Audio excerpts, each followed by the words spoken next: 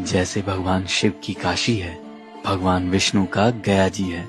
बिहार के गया जी डिस्ट्रिक्ट में भगवान विष्णु का एक ऐसा प्राचीन मंदिर है जहां खुद उनके कदमों के निशान हैं।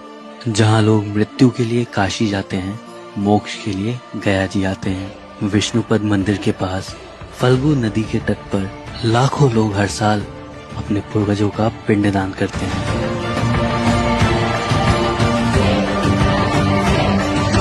जैसे भगवान शिव की काशी है, भगवान विष्णु का गया जी है।